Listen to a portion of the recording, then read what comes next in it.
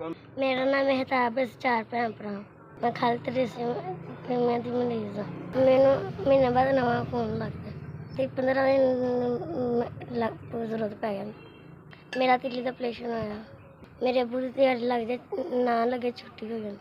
ਅਸੀਂ ਘਰ ਦੇ ਵਿੱਚ ਬੜੇ ਗਰੀਬ ਬੜੇ ਮਾਰੇ। ਮੇਰੀ ਅੰਮੀ ਰਾਵਾ ਲਾਉਣ ਗਈ ਹੈ। ਉਹ ਵੀ ਕਮਾਉਂਦੀ, ਮੇਰੇ ਦਵਾਈਆਂ ਦਾ ਖਰਚਾ ਹੋ ਜਾਂਦਾ।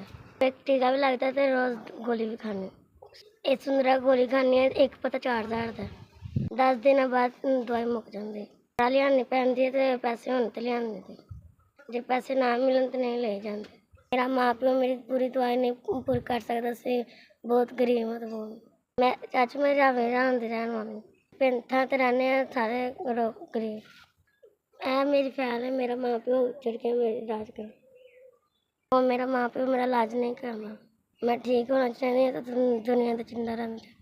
ਜ਼ਿੰਦਗੀ ਤੁਹਾਡੇ ਹੱਥ 'ਚ। ਮੇਰੀ 11 ਸਾਲ ਉਮਰ ਹੈ। ਮੈਂ ਬਹੁਤ ਬਾਰ ਮੇਰੀ ਮਦਦ ਕਰੋ। ਚਾਚੀ ਤੁਹਾਡੀ ਤਰਫ ਮੈਨੂੰ 5000 ਰੁਪਇਆ ਮਿਲਿਆ। ਤੁਹਾਨੂੰ ਜ਼ਿੰਦਗੀ ਦੇ ਤੁਹਾਨੂੰ ਬਹੁਤ ਤੁਹਾਡਾ ਕਾਰੋਬਾਰ ਚੱਲੇ। ਤੁਹਾਨੂੰ ਜ਼ਿੰਦਗੀ ਨੂੰ ਇਹਨਾਂ ਮੇਰੀ ਦਵਾਈ ਵੀ ਆਏਗੀ। ਮੈਨੂੰ ਖੂਨ ਦੀ ਬੋਤਲ ਲੱਗ ਜਾਏ।